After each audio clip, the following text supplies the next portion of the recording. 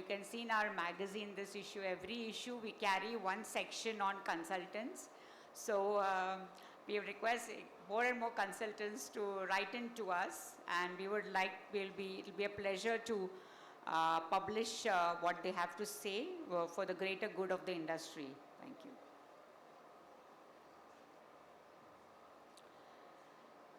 So I hope more audience will be in here. I think I will just call upon the panel. So good morning, everyone. We are about to start the panel on achieving profitability through transformations, how they can help ensure operations and become smoother and revenue driven. Our moderator for the session is Mr. Upendra Dattreya Kulkarni, co-founder and director of HCS Global Corp and Aegis Hospitality Private Limited India. He is quite a well-known person in the consultancy space. So, Mr. Kulkarni, please, I welcome you to the dais. Can we have a round of applause, please? Next, I would like to invite Mr. Sumit Marwa. He is a principal I2I Hospitality Experience Design. So I guess he'll be talking about the design consultant part of the industry. So a round of applause for him as well. I can see some people waiting outside. Please come in, you're welcome. And next on our panel is Mr. Swarn Kamal, who is a principal kitchen consultant at Obstra Consulting. Welcome, Mr. Kamal. We have Mr. V.K. Vivekanandan, principal consultant, Pinnacle Pro. And the next on the panel is Mr. Devbrat Bharadwaj, founder, One Spray Hospitality Consultant. So we have a young perspective to the panel as well. So over to you, Mr. Kulkarni, to take this discussion forward. And I hope, wish you all the best for a very good discussion. Thank you. Hello, am I audible? Yeah. Good morning, everyone. We are here for third day, first session of World of Hospitality Expo. And you are all welcome to this session, very vital session where we are talking about profitability through transformation. So I'm fortunate to have stalwarts of hospitality consulting business here with us. And I would like to welcome all of them to the panel. Thank you so much, guys, for coming over. And let's have some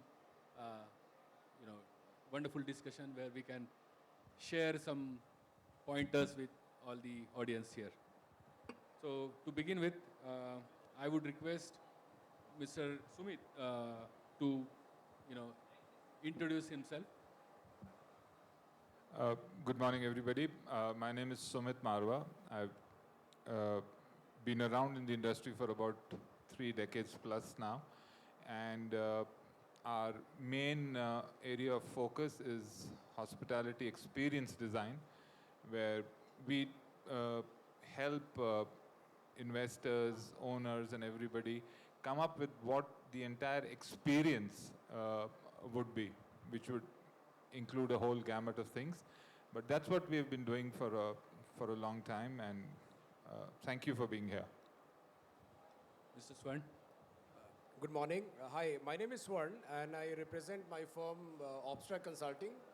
We are food service design consultants, and we help architects, builders, hospitality brands in building their back-of-the-house kitchens. And as a company, we specialize in designing large central kitchens. We love doing that because this is out of passion that we do. And every large kitchen teaches us something. At the back of the counter when you're talking about is that, all of us were talking generally saying that, what is it like? We as a company, we are a team of learners. We try and we see that every new work that we do, which is not monotonous in nature, teaches us something. So we are here as learners. And I think half of our team is here, right? Thank you very much. Mr. Vivek. Namaskar, my name is Vivek. I am from Pinnacle Pro Hospitality Solutions. We plan large commercial kitchens for institutions, hotels, restaurants, and colleges and schools, and including hospitals. We have been in this business for about, our experience in this field is about 38 years, and into consultancy for the past, 18 years now. Thank you. Chef Devbrat. Thank you, Pindra. Good morning, everyone. I'm Devrat Bharadwaj, founder and principal consultant at OneSpring Hospitality. We are a Bangalore-based company. We help people in building restaurants, cafes, bars, and other FnB outlets. We are based out of Bangalore, but now we have presence in Hyderabad and in Kolkata as well. We have recently started our Kolkata office. We operate pan-India, and we help people from end-to-end solution, which is from concept development to the launch. So that's our forte. Wonderful, wonderful. Great, great. So, to begin with, Mr. Sumit, you've been, you spent about 3 decades in the industry now, and shaping experiences and doing operations and consulting the industry experts and hotels and restaurants. So, how do you define transformation in hospitality, and why is it so critical? Can you elaborate on that one? My take on transformation is it's about change. Whether the change needs to be a tectonic shift, change of direction of the courses that you're doing, or is it an iterative process which you're following where you're changing block by block. But I think so transformation for anybody is a state of mind. It's a change in your state of mind that really matters. And if somebody is seeking transformation, which means he's had a change in his mind and he's seeking that change. And that's what transformation is all about. The ability to think inwards that yes, we need to change for the better. That to me is transformation. And a typical example, if I may give, is for a company that we were working with, we were trying to transform them to move from good service to hospitality. Now, to a lot of people, this would mean the same thing, right? But good service, I think so, is a tangible. It's something that you can say, okay, I'll get my food in 15 minutes, I'll get my beverage in 5 minutes, or whatever. But hospitality is the ability to make somebody feel or experience the solutions and experiences that you're providing them. So transformation can happen in lots and lots of forms and fields, but at the end of the day, it's the change mindset that is more important, that I need to change for the better. That to me is transformation. Can you give me some example where your client got profitable because it improved his bottom line by doing so?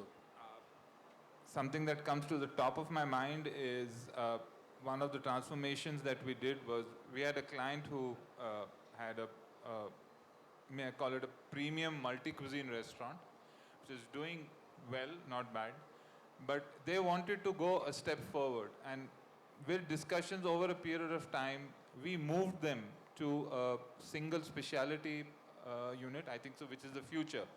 Regional, sub-regional food, whether it in India or the world, is the future, right?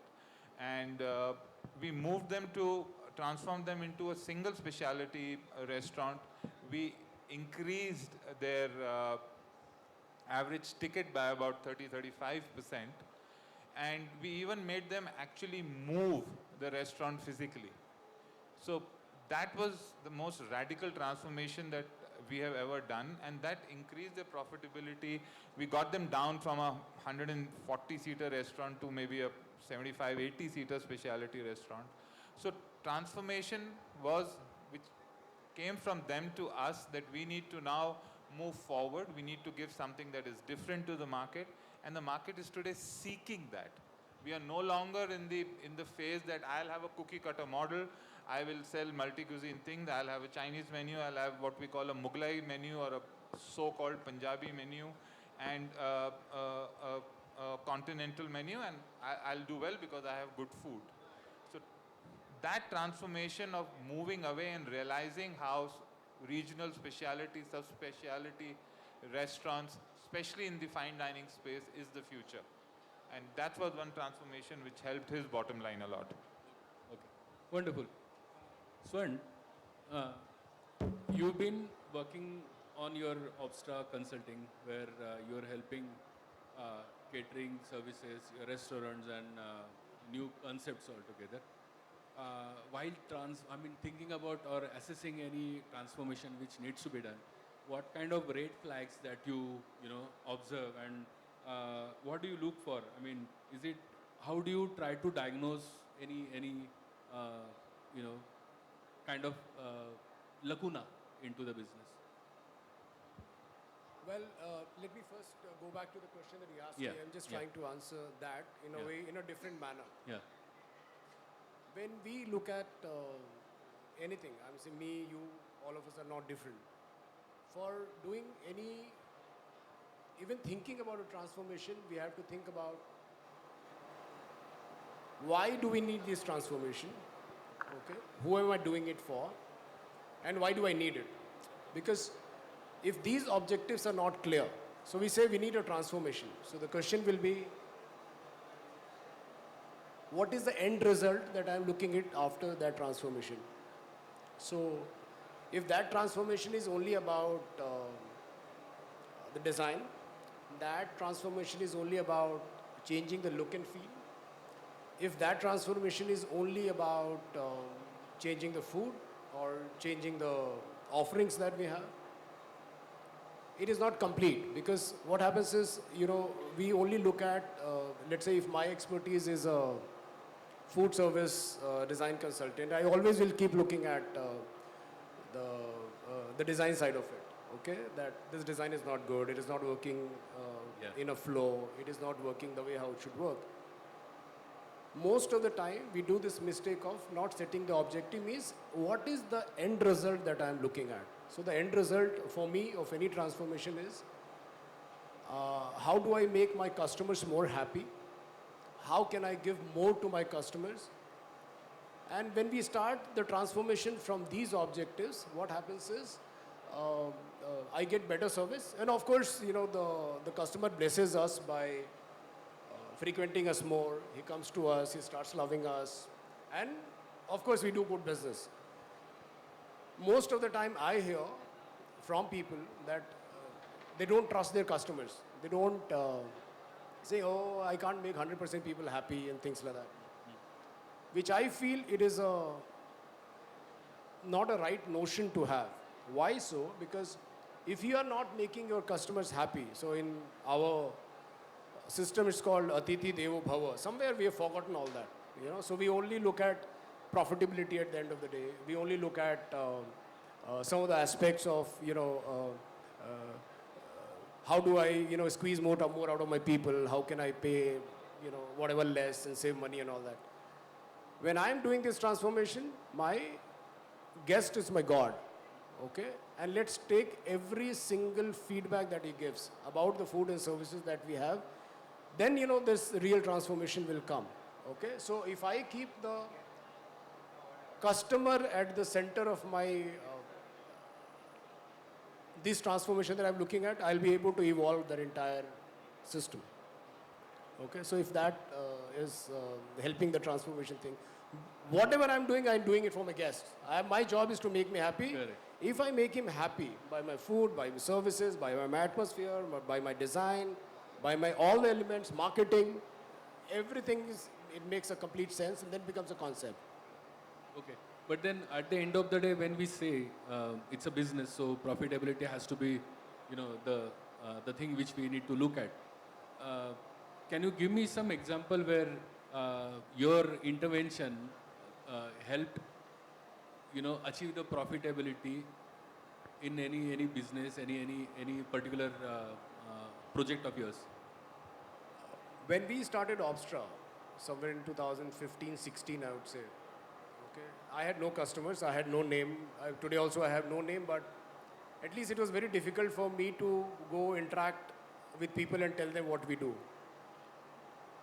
At that time, we used to pick up any FnB order. Like somebody says, train my people. I said, okay, we'll train your people. Somebody says, help us develop SOP. I said, okay, we'll do that. At that time, we came across a brand which is a well-known brand in Bangalore called Polar Bear as an ice cream chain. Polar Bear ice cream chains. You would not have heard of it, but people in Bangalore, they would heard of it. So we were just doing some small work with them, saying that, we are doing a menu transformation. Can you do SOP? Me and my team, we took over and started doing their SOP. Somewhere they started liking us in the conversation and all that. Said, what is the thing that you can do? I said, what is it that you're looking at? So he says, our revenues are stuck at a number. We have around some 70 stores, and this is my number that we're doing right now. How is it that I can increase the sale of my store? Because my franchisee are cribbing and things like that. We started looking at the entire system. I said, okay, let's do that. Till that time, although a successful, profitable business, they did not even have their vision created, saying that they were not, we are selling ice cream. I said, there are many people who are selling ice cream. What is your vision? We helped them creating their vision statement. Saying that, we are not, so during the discussion it says, we want to become the best ice cream sundae brand in the market, affordable sundae brand in the market. After that, whatever we did, okay, first was to make those changes, be felt first inside and outside. And during the course of the time, we changed their service standards. We make their operations leaner so that less people can do more. Okay, we changed some of their service style, how they were serving. They were into table service mode. We changed into hybrid service mode, whereas customer goes to the counter, orders, and the order gets placed to him. We created a Sunday theater. We changed their SOP, we changed their uniforms, we changed their interior design, we changed their logo also for that matter. In the due course of time, okay, somewhere, and till 6 months, no visible numbers change was there. Yeah. I can say proudly today, there are 170 Polar Bear stores right now in the southern part of the country. Wow. They are doing 2.5 times revenue of what they were doing at that time. Wonderful, wonderful. But if they would have looked at some menu change, some service change, it would have made a difference. We changed the website, we brought this vision and mission statement to their websites. We converted their Sunday basis from egg basis to eggless basis because they started catering to a larger audience. And they started calling themselves 100% eggless from that time. Today, I just happened to meet them yesterday also because I just had gone there for lunch. They have 10 times a bigger office right now what they had. Okay. But if they would have started only with a small change, this change in the 8-10 years, whatever they have seen, it wouldn't have happened. Franchisees are more happy.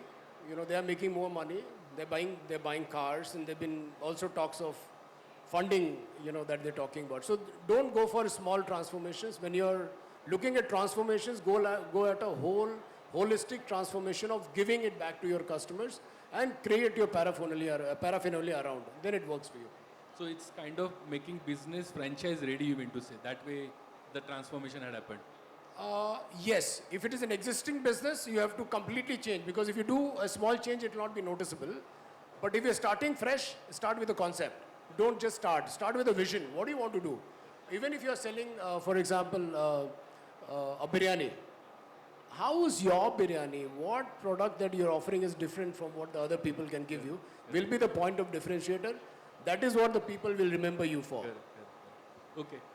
Sumit just said that he transferred transformed a business where there was 170 covers and he reduced down to the 70 or something like that.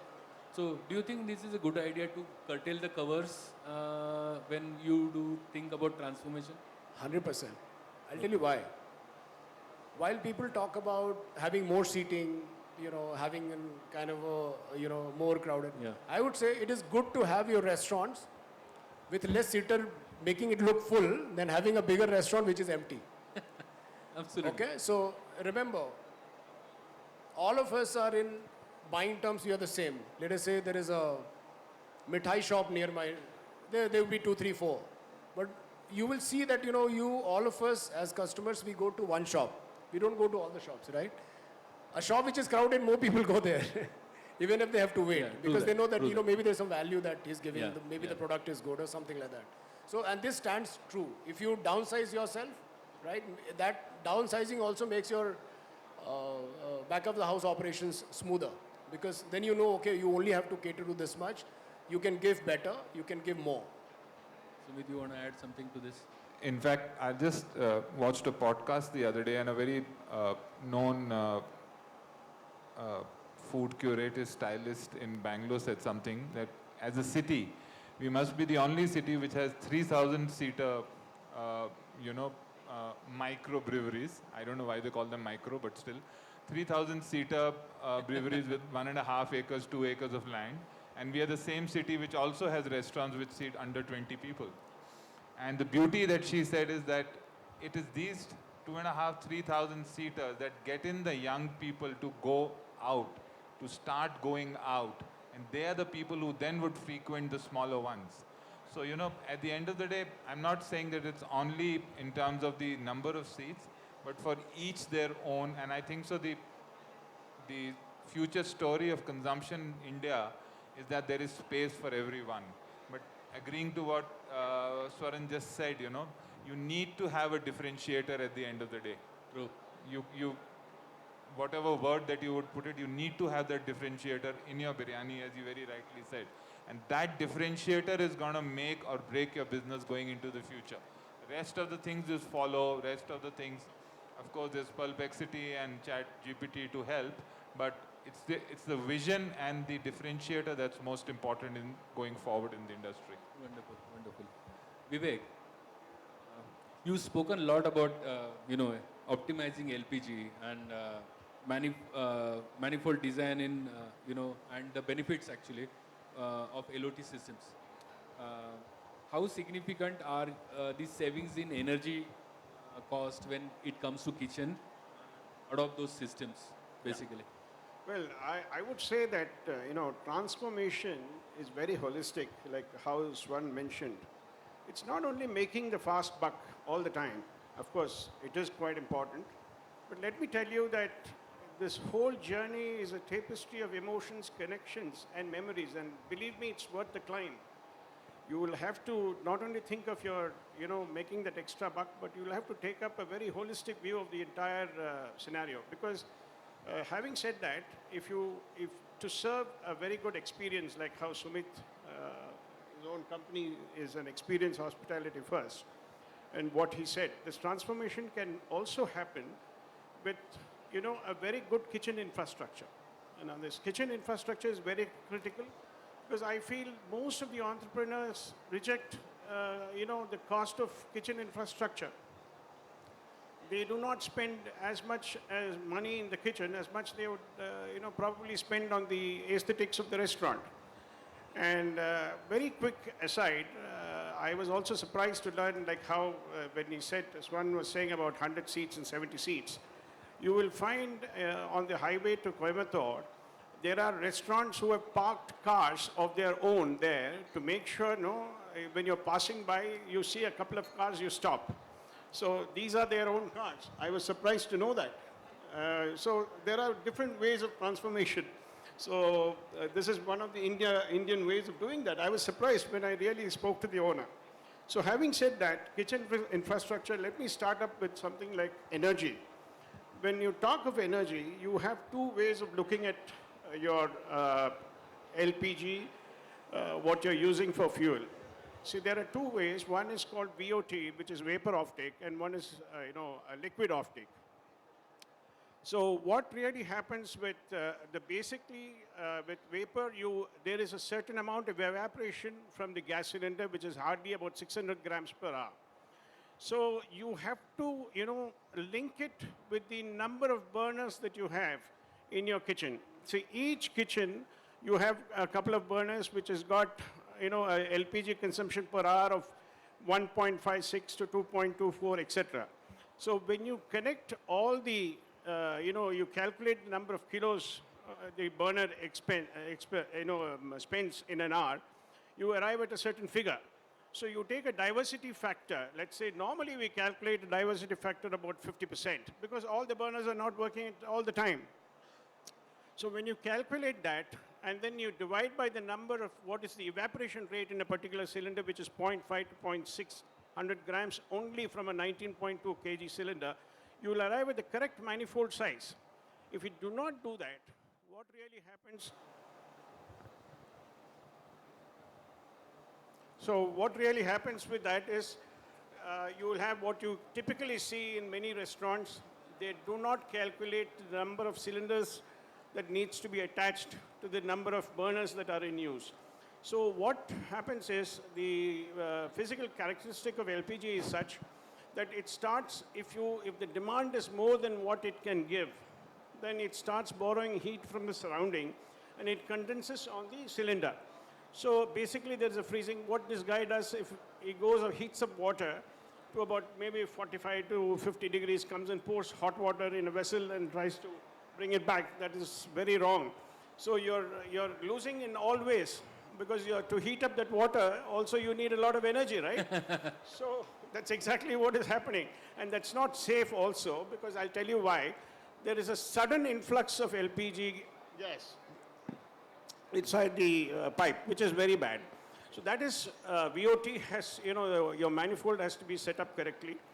Now, LOT is basically, in a VOT cylinder, you have, liquid only up to the half of the cylinder. But in a LOT, it's up to the top with the tube going all the way down. So in a VOT, you will have definitely a residue of 500 grams. You cannot remove it. It is between 350 to 500 grams.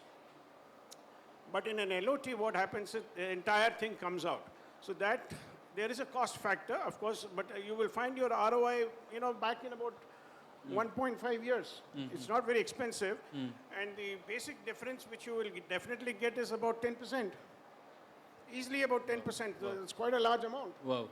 So kitchen infrastructure to start with is energy is very critical. Please go in for the right manifold so that you don't end up, wasting money. And also what is happening, let me tell you, all the actual accepted norm of, in a gas burner is only 500 millibar. In fact, 354 millibar. So 500 millibar is what the burners will eventually burn with all the imported burners. But what really happens with our burners, of course it is designed that way, but then we give about 1.5 kg, pressure. So what is happening is more gas is being spent. And where is the gas going? It's all environmental heating. Yeah. It's all, only 50% is the thermal efficiency. Coming to my next topic quickly. So thermal efficiency is only about 50 to 55%. So the rest of it is getting, it escapes into the environment. There's a lot of environmental heating, which is what is actually, you're losing money there straight away. Absolutely. So that's what it does. Okay. While designing energy savings, the design particularly, what are the, where are the overlooked aspects people generally do when it comes to energy savings? Yeah, see, with infrastructure, this is one thing that they definitely overlook. See, unless you're very sure that you have enough space for a gas bank, you should not go in for a restaurant. You can't add, when you need 6 cylinders to be attached at one time, and you add 2, then it doesn't make sense at all. So you need proper infrastructure from that perspective. And the second perspective is with regard to a lot of other factors. When you talk of LPG, definitely I would agree that you'll have to set up your manifold right. But when you talk of what is your next course of action, your next course of action is to get into induction. Induction is definitely a little expensive today, so I implore entrepreneurs.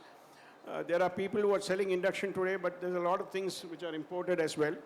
So let us see, there are 2 things that I want to talk about. Is any startup in this country should also concentrate on food equipment. And induction is one of them, because they are at the moment expensive, but the return of investment is again very good, because you end up, the induction, the generator of the heat is the vessel itself. So it heats up faster, and the basic savings that I have seen personally is about 62%, but when we as consultants tell the clients, we only stick to 45, because we don't want any problems, And okay, what are the pros and cons of induction? Because you need to have power as a backup. Which is why smaller restaurants can go in for smaller fryers and smaller cooktops. It'll definitely cook faster.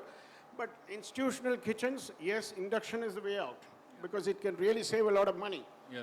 So these two major factors, I would say, are important in saving because the thermal efficiency, by the way, of induction is about 90%. There's no environmental heating. So you stand in front of a dosa tawa, you don't feel the same heat as you would if it's an LPG tawa.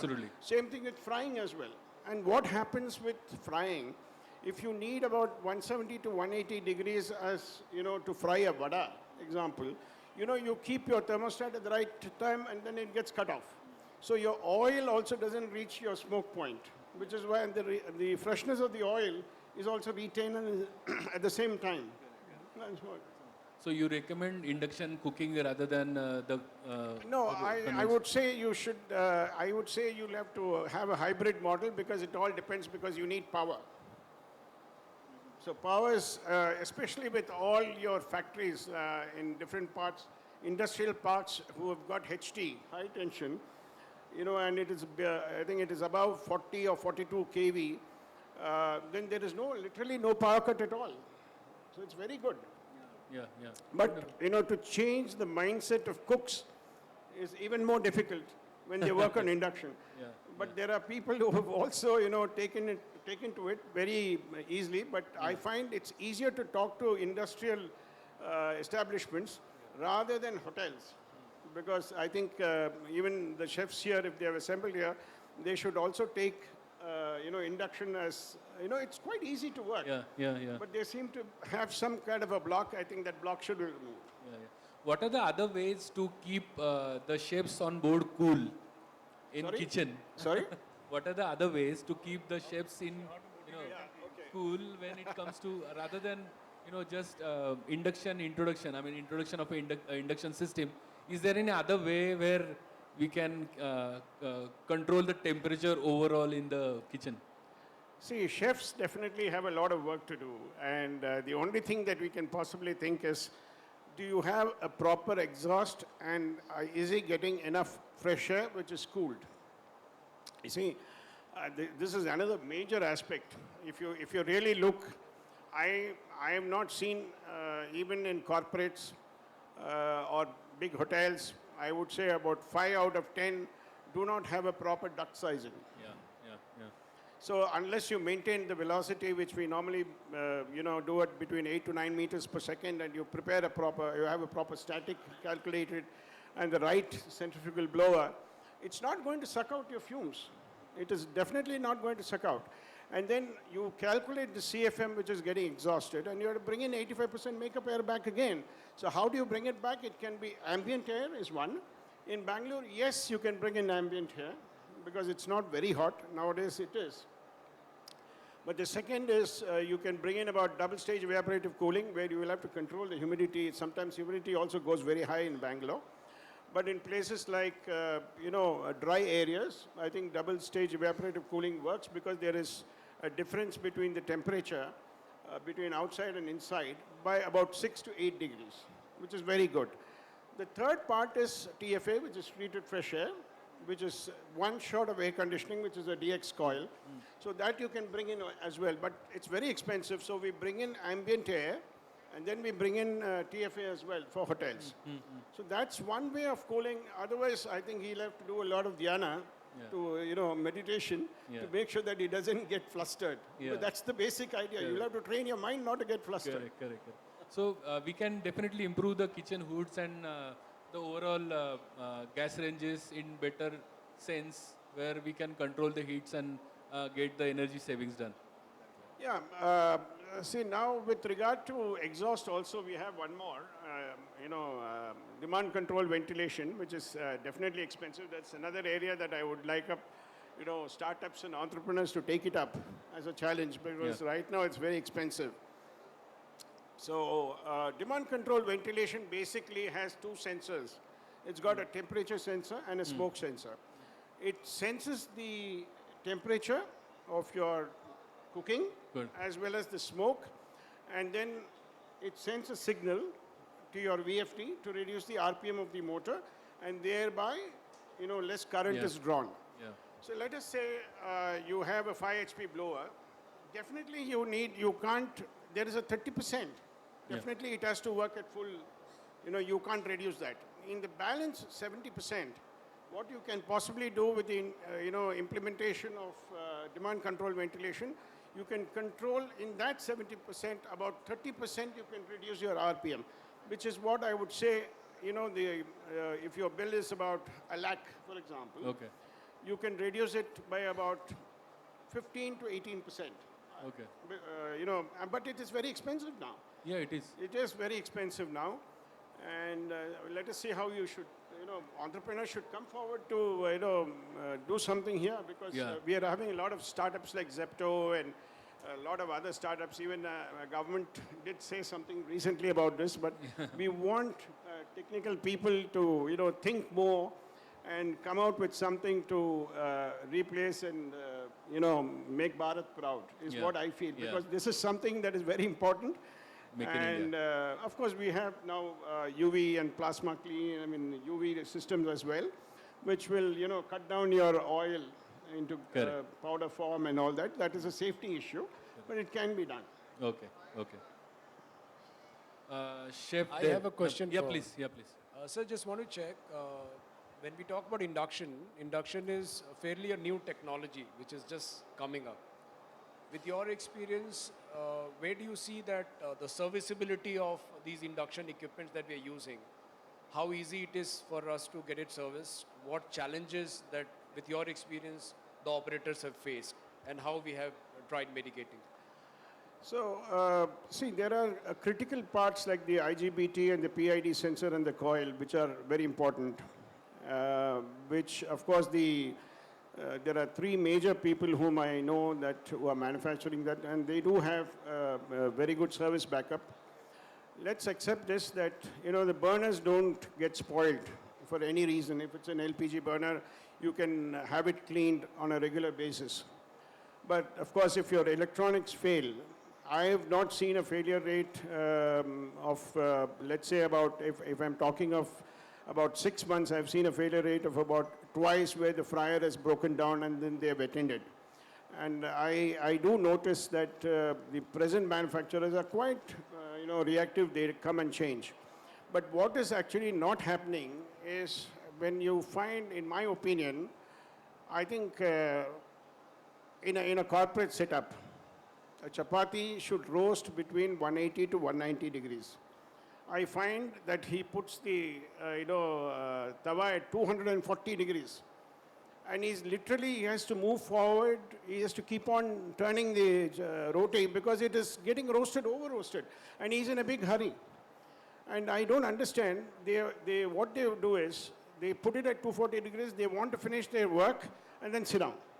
That is what is bad. So I said, see, this overuse of equipment, why do you can use it, but 240 degrees is very rare because you need bhatura, you need about 210, 220, but you don't need it for chapati. Having said that, see, the temperature of oil in a fryer,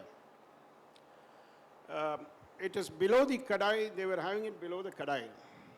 So that was giving a difference of about 6 to 8 degrees. So now we said that's not going to work out because oil is very critical. So we said, let us have a sensor which is on top. So there's a manual intervention. So he has to take the sensor and put it in the kadai and then pour his oil and then heat up the oil. So for all you know, for whatever reasons, I know of a case where recently this man has not put the sensor into the kadai. And he has kept it at 180 and he has gone away, he is busy on the phone. So there was a smoke point, nobody saw that, and then finally the fire suppression had to, douse the fire. This is clear negligence. You can't do anything about it. So training is a very important aspect of this entire scenario. Unless you train people, to understand that, will you do this at home? They will not do it at home. So this relationship with the employee, I think is very critical to understand that, you cannot afford to, waste money. You say you can't. they must understand that every single paisa, every vada which is wasted, it's down the drain, right? So it's serviceability. I have not faced any problems, so far. Let's hope that, let's hope for the best. Thank you. Thank you. Thank you. I'll get to Chef Dev now. Chef, you've opened about what you have helped open 75 plus outlets all across India. It's a commendable job. What kind of menu engineering techniques that has you implemented in your operation where you could get those outlets on a profitability mode? Thank you for the question, Mr. Upendra. I think menu engineering sounds complex, Yeah. but actually it's not, because we are living in era of technology where everything you can get it at your fingertips in Excel, and in fact to understand, to analyze your data, you don't even need a spreadsheet in today's time. You have AI to do that. So if you implement those plugins, that's really help. So I think understanding which product is performing well, which you call stars in technical term, which we leave it aside because that product is perfectly working fine and you really don't need to work on that. But my approach is very different in that case. What I feel, to understand stars is as equally important as understanding your dogs. When you understand your stars, you understand what kind of ingredient which goes in. You understand why this product is particularly working for certain projects. So you can, work more on that, creating more products around it. One of the example I think I would give, in one of the cafes in Bangalore here in HSI layout, where, we saw in the data, there is one product with avocado which is working out very well. I know it's very trendy. Everyone is talking about it. Avocado on toast, avocado on salad. Then we did one experiment and we thought, okay, let's create more product around it and put avocado in almost every section of the menu, be it in entrees, be it in starters. We did something called as a crunchy avocado, which is air fried, coated with breadcrumbs and some seasoning. That helped them in increasing their revenue by 20% and reducing the cost by 3%. Wow. So that's some kind of a understanding on analytics on the menu is really important. And I think with the data, it's really also helpful for restaurateurs or the cafe owners to understand finding the lean and peak period of the business. So if you have something, let's say for some cafes, for them the peak period is which is in evening, and breakfast is not working out for them. Yeah. For some cafes, it's a breakfast joint because breakfast is working out for them, but after 8 o'clock, if you go to those cafes, it's quite silent over there then. I think those kind of a data helps you to understand on which time frame which you need to focus on and rework on the menu so that you can generate more of a revenue. Because I see menu as a revenue strategy tool, not as just something which you're offered to your customer. Correct. So that is one thing that's really helped people. I think that example is one cafe in JB Nagar we did. Till November, they were not doing very great, so that's how they reached out to us, and then we researched about what they were doing, how we tried to extract all the data, sales data, and the menu. What we realized is they were just doing good only during the lunch hours and in the late evening hours. The time slot which they open from 9 o'clock till 11:30, which is, while their fixed expenses are there, but they're not generating any revenue on that. We curated the whole menu, which is, revolves around the breakfast and something to offer it during the evening hours.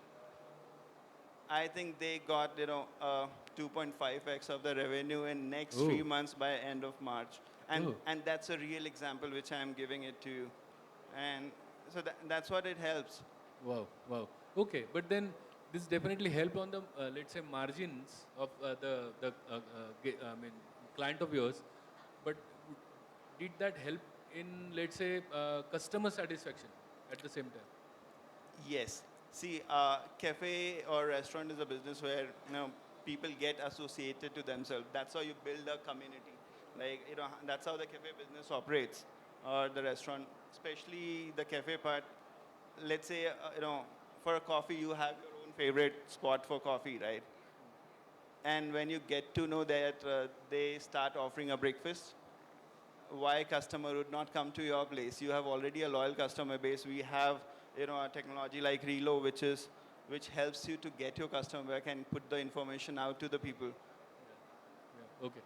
So basically, we need to ensure while cutting the costs, we also need to ensure it doesn't compromise on quality and at the same time margins also. See, I think that's a very steep line to talk about. Yeah. So, and that's a whole different dynamics which we work on, controlling the cost while, not even compromising on the quality. That I'll come to later part of the discussion. Other thing, what I also feel is dynamic pricing is very important in today's time. I think that's been there into the industry, that we put that pricing onto the menu which is printed and which has been there, once you print and you run it for a year, and and throughout the season, throughout the day, you have the same pricing. But even the ingredient prices fluctuates based on the season availability, and and because of any such issues, be it the import issues or the war issue, you get to see the different prices. Like recently, I think the refined oil prices shot up during the war time. So I think it's very important to have a dynamic prices in the menu, and it's not that difficult since we are now, getting into the digital menu, not the printed menu much. So with the digital menu, you have that liberty to work on a dynamic pricing, and I think it's quite acceptable for people, and we have seen it post-COVID.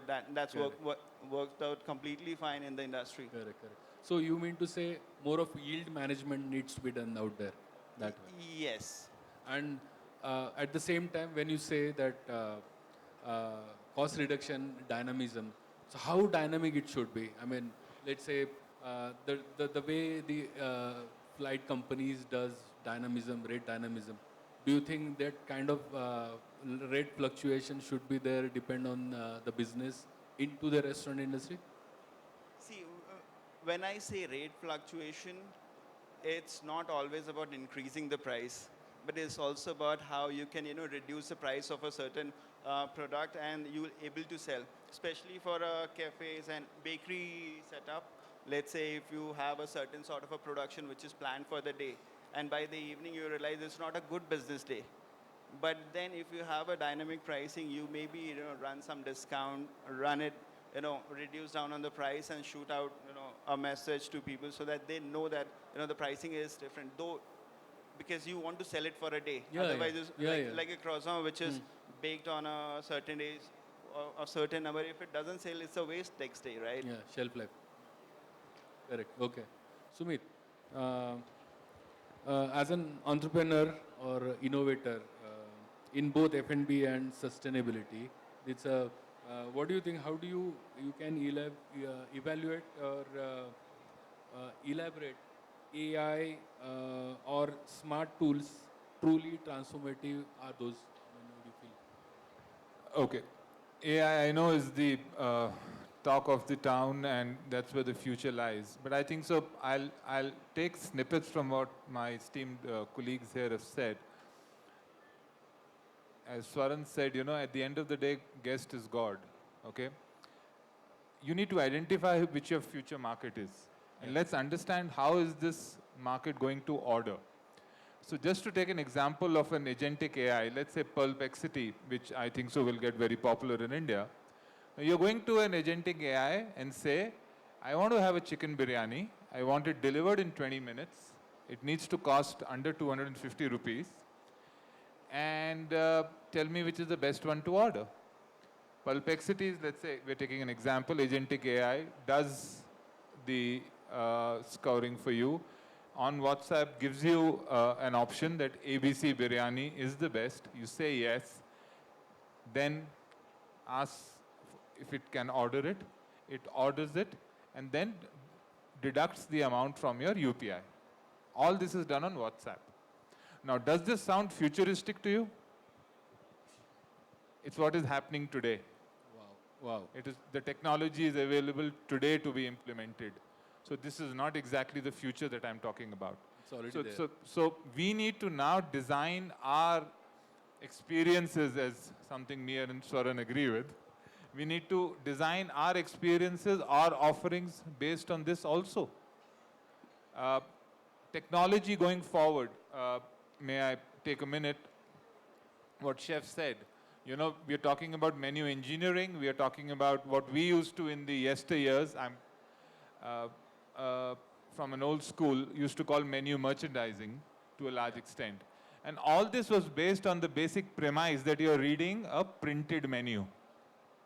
That was the basic premise, you know, top right-hand corner. And there were a lot of neuro-linguistic programming, or NLP as it is called, which went into it.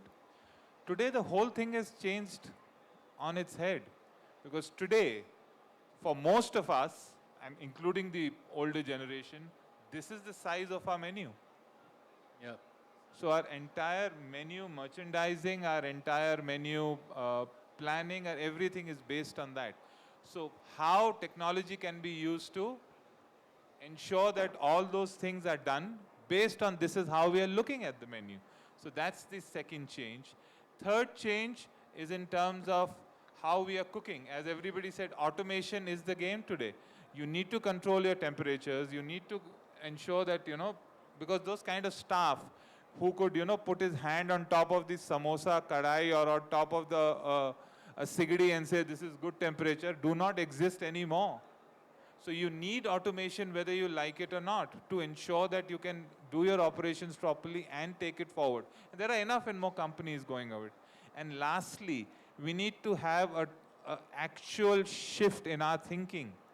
I mean, if any of you get a chance to see the new SATS kitchen near the airport, not the flight kitchen, the other one, you need to realize he would have seen what the future of frozen food is. Yeah, I know. So you need to see what the future of frozen food is. You need to see the scale at which it is done. So Swaran will be able to maybe at a different forum shed more light on it. And then we are talking about dehydrated food today. So it's available today that you can set up a kitchen, you know, without actually maybe, with due apologies to sir, maybe having an LPG burner or even an induction there, a couple of combi steamers and maybe a few microwaves and you're done. Whether it's good or bad, we are nobody to judge. But how the future market is going, this is how technologies are going to reshape what we think of hospitality as today. And I think so we need to change our thinking totally. Yeah. Sumit, I have a question. Now, when you talk of AI and when you talk of this technology, what do you think is the driving force? I mean, is it the change of attitude of people who are consuming food? Do you think that is healthy or, okay, we are not there to judge, but why do you think this is happening in the first place? I mean, they don't have the time or they don't want healthy options or what is it? I mean, why this change has occurred over the years? What's, in your opinion, why frozen food has come into the picture and, you know, things like that, we wouldn't even think about it. Your question has all the answers. I think so. It is about time. It is about influence. It is about the ability not to want to maybe cook, the age of convenience, the influences that they go through. You know, we in the morning were having discussions on the Gen Zs and the Gen Alphas and stuff like that. And we were trying to understand what is, you know, a situationship or what is an adaptogen and stuff like that.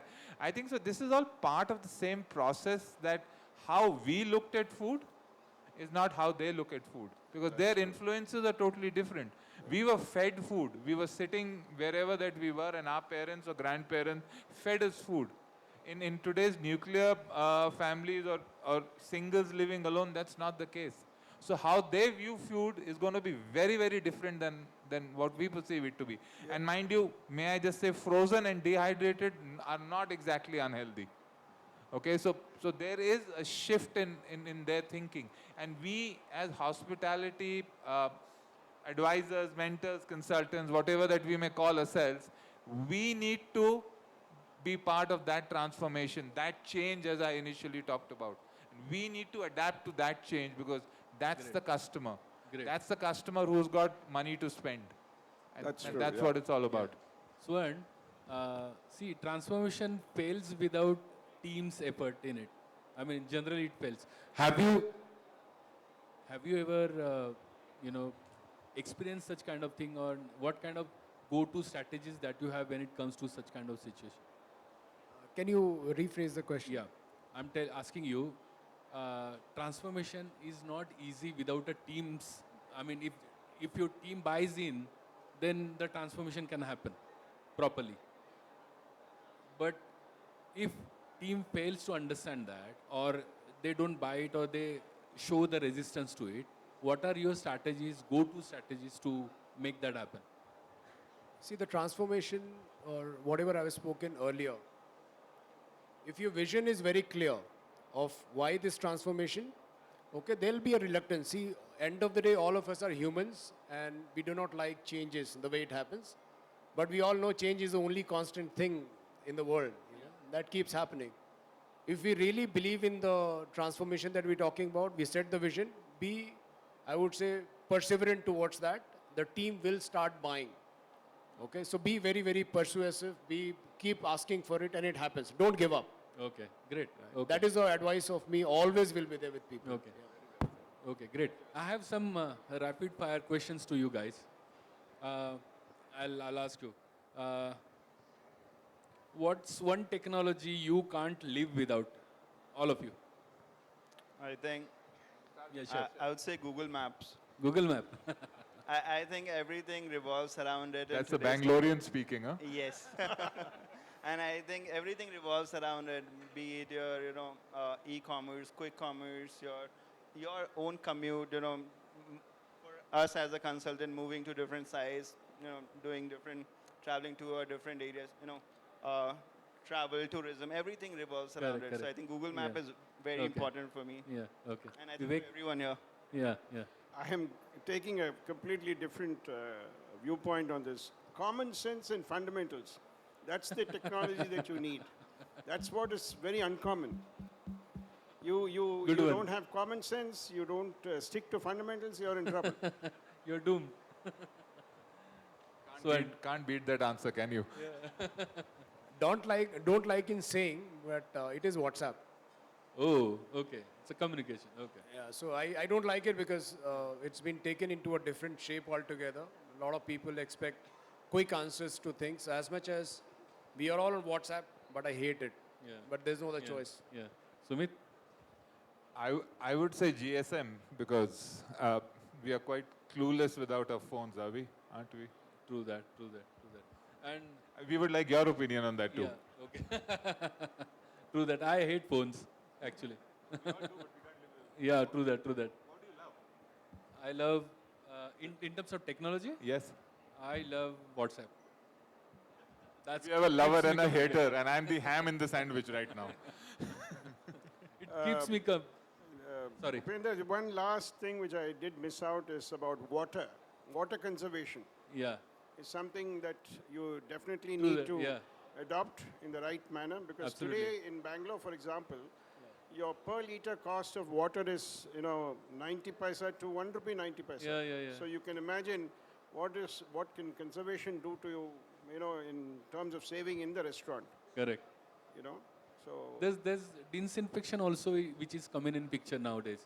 I mean, once you treat the water, but then has to be disinfected also at the same time because generally UV or other technologies, RO, starts producing bacteria right after treatment. yes. So to keep that life better. What is happening now, there's a complete misconception that you need RO for cooking. Yeah. That is a complete misconception. There have been governmental restrictions on that as well. So you don't need RO for cooking. You Yeah, need yeah. potable soft water Yeah. with a hardness of, let's say, 50 to 100 ppm and a TDS of 250. You can manage that. Yeah. But why do we need RO? Let's Correct. change the concept. I don't think restaurants stick to that, but most institutions, most hostels, varying from very large institutions want RO. Yeah. You know, you don't need that, except Correct. where we use it for combi ovens and dishwash machines. Correct. It's a waste of a lot of water. Yeah, true So that. that's another huge area Huge that area needs to work on. consideration. True that, true that. Thank you. Guys, what's your, future project, or I would say, what is your dream project? All of you. Currently, I think we are working on multiple cafes. We are working on 2 bars in Goa. We are working on a couple of projects in Bangalore. We are working on a couple of projects in Vijayawada and other 2-tier cities. I think dream project for me would be, because especially we do FnB projects, we as a company, as a team, we want to enter into a FnB space in a hotel space where we do a good fine dine hotel in a nice 5-star hotel. Okay. Collaborating with a brand and doing something very specialty for them. So that's a dream project at the moment. Yeah. Okay. Vivek? Again, a very different viewpoint. My dream project would be one when we are asked for consultancy, let them listen to us. You know, you're being paid for. We are getting paid for it. They listen, but they don't implement. So what's the point? And in the end, I think Swan also posted something on LinkedIn. That's exactly what he also agreed. That some people listen to you, but very few implement. And at the end of the day, after a year or so, they suffer the consequences of bad zoning or bad infrastructure and whatnot. So we want only clients who listen to us. We are pretty sincere and very True, in all this. So I'm sure we'll be able to give good advice. I think that's everyone's dream. Yeah, man, yeah. Swan? For me, on the company side of it, I think I've got a very strong team. So from the company side of it, which is of course a business for me or for my company, I think the dream project for that company is still awaited. We're still waiting that, something that challenges us all the time. But I've been working on a dream project of me, which I've been almost working in for almost, I would say, 2.5, 3 years, maybe more than that. It was in my head for a long, long time. And I was supposed to be announcing this project during this event. Now, Yeah, one little birdie told me that you're coming with a book. Yes, that's right. So this is still in production, editing. We couldn't complete. We wanted to complete it, but I couldn't complete it. So the work is still on, and it is a subject which is dear to my heart. Not too much of with kitchen designing and all that. It is whatever you will see in that project is written out of passion. It is written out of the readings I've done. It is written out of passion, which is understanding of the business, the way I see things. And hopefully I'll be able to complete in the next 1.5 months' time. So we'll have to wait for that. Well, lovely. Looking forward. Thank you. Sumit, you have any? Yeah, last thoughts on that. Vivekanand sir, what you said sounded something like me and my wife's relationship somehow. Okay. One doesn't listen to the other, and that creates infrastructure problems in the future, So anyway, jokes aside, a dream project for me and something that is in motion currently is a rural hospitality project. Wow. It's in the luxury space, rather super luxury space, and it's a very, very sustainable project. So that is a dream project. It may take some time, but that's what it is. Small hospitality project which includes rooms and food and beverage, includes a lot of local participation and sustainable in the real way, not otherwise. Okay. Thank you. Okay. I would like to get to the audience here. Guys, if you have any question to our panelists, please go ahead and, please. Hello, sir. Wonderful panel, and I really appreciate your thoughts. Just a quick and quirky question is, now we are shaping from physical mind to digital mind with technology and AI coming in picture. And second thing is new generation, Gen Z, millennials or Gen Z, they eat with their eyes before they eat with their mouth. Yeah, Really, true. it's more of a visual thing. So they are more keen to have an expression of they eating out on Instagram or putting a story. So that's more of an identity expression for them than just to having an actual experience. So from rudimentary point of view, in Maharashtra we call it, you have to have very silent eating habits. You should not speak while eating, which dramatically change. So how do you see the change happening in this generation? and how industry is taking it as a consumer behavior shift to cope with it as a professionals? I believe it's a, you can't avoid that, Deribor. I mean, there has to be a lot of, pictures, there has to be a lot of social media talking about it, content creation, everything is happening. And in a way, it's a good, I believe, the earlier days, people were not getting chance to talk about it or publish their views or, let's say, share their views or, the location or the property. But here you get a chance, you talk about it, you share the details, a lot of content which is being created, and it's really good. I mean, I believe that's a blessing in disguise, I believe. That's what I said. If you want to add up anything. Yeah. Visual merchandising in retail was always a very, very big thing, right? In food and beverage, it's a reality today, whether we want to accept it or not. What we see on Instagram, what we see on that is a reality. I think so we all need to accept it. So you're talking Gen Z, we need to look at Gen Alpha, and I was told today there is a Gen Beta, right? There's Beta 2, which is from this year onwards. So yeah, we need to cater to them. Thank you. Any other question?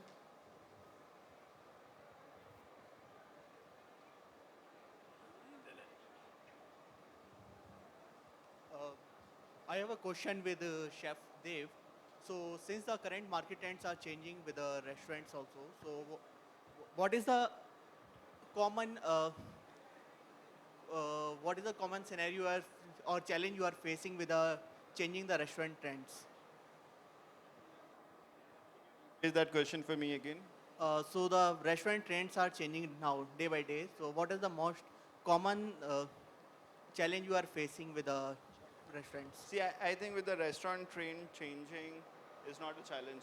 It's adapting to the change and work accordingly is more important than, it's not a challenge anymore because you're so informed about things. You get to know the trends. If it gets viral like yesterday, you get to know next day.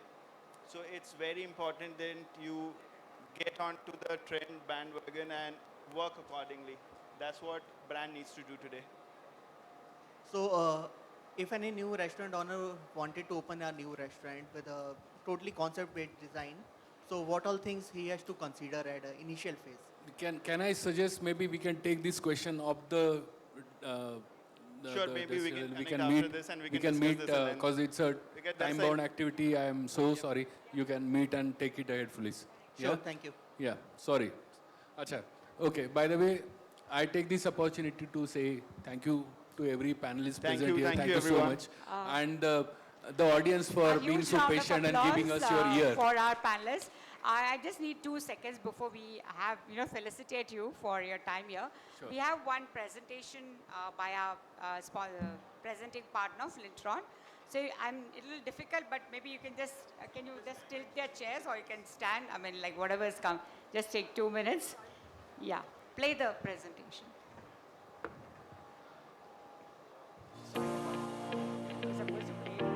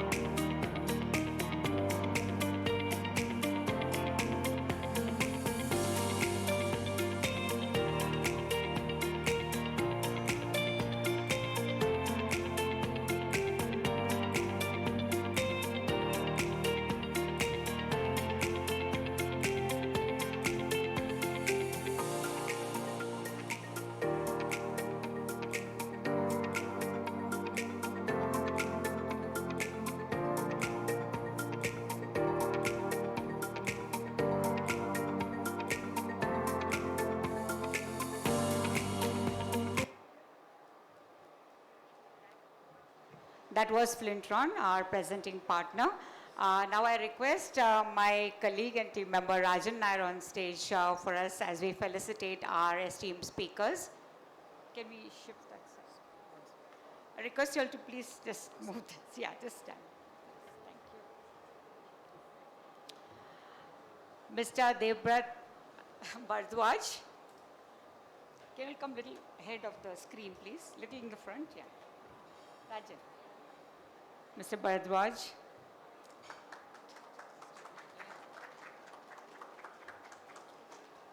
You give it to Rajan. Mr. Vivekanandan. They had such an insightful discussion. Please give them some claps. Thank you. Mr. Swarna Kamal.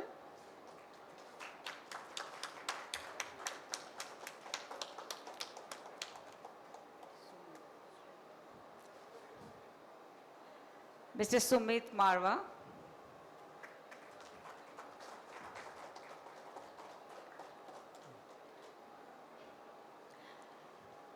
And last but not the least, our moderator, Mr. Kulkarni, Upendra Kulkarni. Thank you very much for a very insightful discussion, sir. I would request you all to come in front here for a group pop. Thank you. With your plaques, yeah. Thank you.